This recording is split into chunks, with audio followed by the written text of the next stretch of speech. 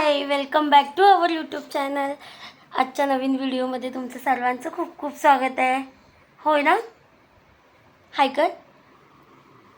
हाय. आज आमच्या समर्थाचा आहे उपवास ना बाबू. हाय उपवास तुझा. काय ग नाही आहे. सकाळी तिथे मी देवपूजा वगैरे करून घेतली आणि त्यानंतर उंबरठ्याची पूजा करून घेतली आणि मग बाकीच्या कामांना सुरुवात केली. आणि आज मला बनवायची होती अळूवडी. त्याच्यासाठी पानं वॉश करून घेतली, त्याच्यानंतर ती देठे वगैरे काढून घेतली आणि त्याला थोडं कोकम लावलं कारण खाज येऊ नये म्हणून. आणि बाकीचं बॅटर मी ऑलरेडी बनवून ठेवलेलं. आणि मला याच्यामध्ये ना गूळ टाकून, थोडं आंबट गोड असं आवडतं, गूळ टाकून थोडं कोकम, त्याच्यानंतर थोडी चिंच, मग छान एकदम छान टेस्ट येते. तोपर्यंत आईने सगळं समर्थाचं आवरून घेतलेलं. आणि आज काय जेवणामध्ये जास्त बनवायचं नव्हतं कारण आईचा आणि समर्थाच्या डॅडाचा उपवास असतो, त्यामुळे फक्त खिचडी लावली होती म्हणजे सगळ्यांसाठी, बाकीच्यांसाठी. आणि मग इथे मी पानं लावायला घेतली कारण आता कसं समर्थाला बघायला कोण ना कोण असतं, त्यामुळे मला ना सगळे पदार्थ बनवताना असा त्रास होत नाही. म्हणजे काही ना काही आवरते मी लवकर आणि मग व्यवस्थित बनवते, म्हणजे समर्थ त्रास देत नाही आता. कोण ना कोण तिच्या समोर जरी असलं ना की मग ती एकटी खेळत बसते. म्हणजे असं कोण दिसलं नाही ना मग सारखी किचनमध्ये येऊन ती मला त्रास देणार किंवा मम्मा चल खेळ असं.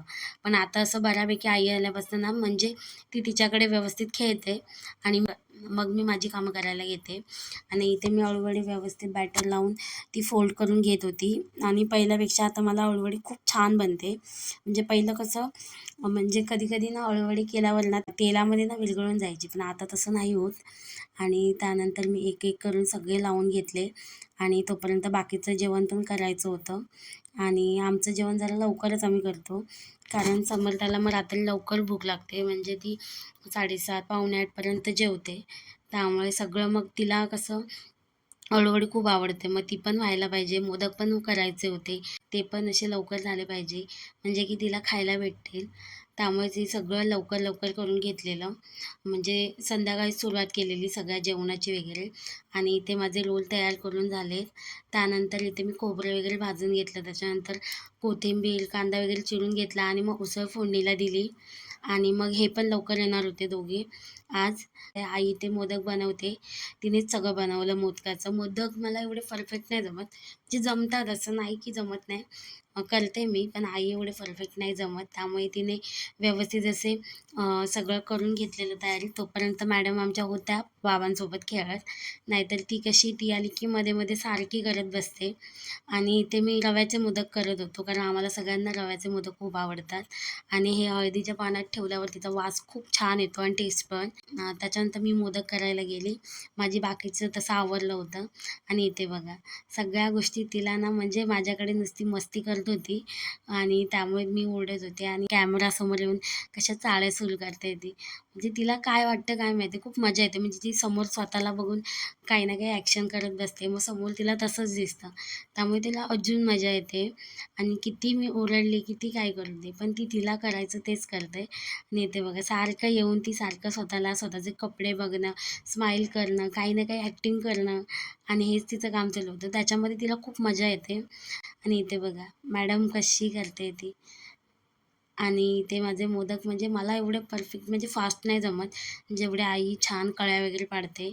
आणि तोपर्यंत हळूहळू सगळे मोदक आमचे झालेले. त्यानंतर मी आले किचनमध्ये. इथे माझी उसळ पण तोपर्यंत सगळे चणे वगैरे उकडून झालेले. इथे माझी उसळ रेडी होती. त्याच्यानंतर मोदक उकडत ठेवले. तू अभ्यास केला? तू अभ्यास केला? कधी केला?